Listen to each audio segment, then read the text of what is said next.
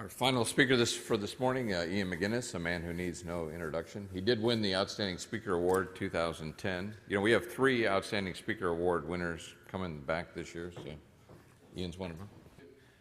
Beautiful.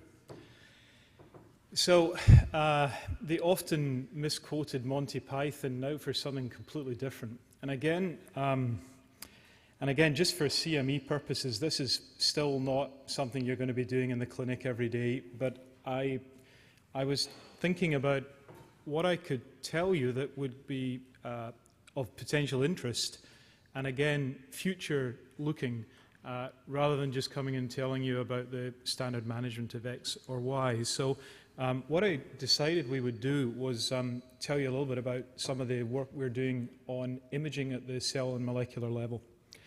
So first of all, I forgot to give you my disclosures earlier on. They are legion, many, and we get grant funding from a variety of sources and from a variety of companies.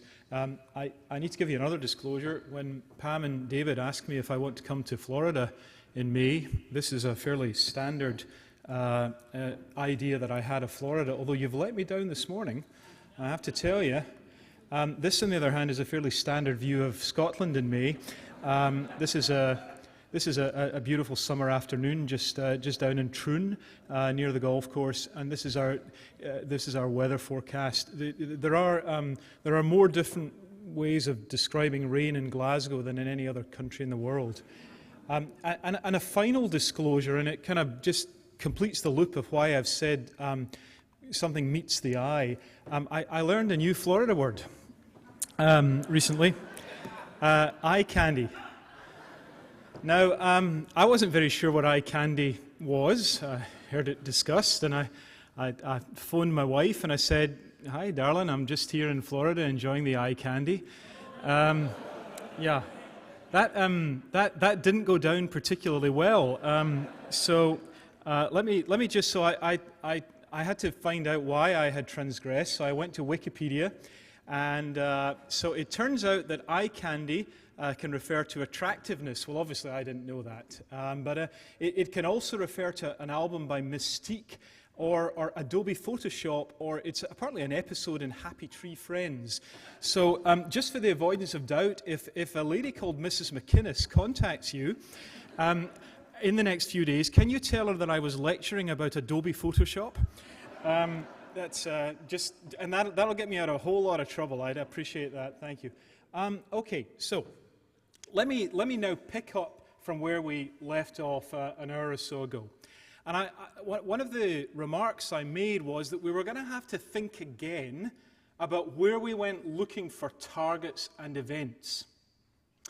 And, you know, this is the same algorithm that I showed you just a little while ago. If we're going to understand these things, the breaches of tolerance that occur, we're going to have to be able to look at cells in lymph nodes and in joints and think about them in a very different way. And what I'm going to show you over the next 40 minutes is some experiments that we've been doing to try and understand how we could image the immune system.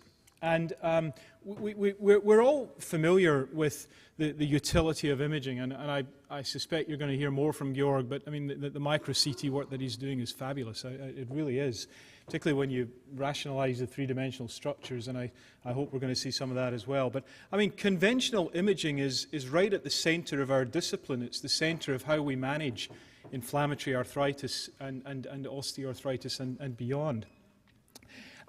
Happily, I guess I don't know a whole lot about this, so I'm not going to talk about it. Usually it doesn't stop me talking about things when I don't know anything about it, but this morning I really felt that would be rash and extreme. So we're going to accept that there are a whole variety of newer technologies coming along with the conventional imaging modalities. But what I wanted to tell you today was about the first efforts that we're making in my place to move into the utility of nanomedicine. And then I'm going to tell you about how we're going to apply that in humans, and we're already on that case. So nanoparticles. Now that's why I said don't try this at home. Nanoparticles they're defined on the basis of their size, unsurprisingly, and they can be made up of a whole variety of interesting things all the way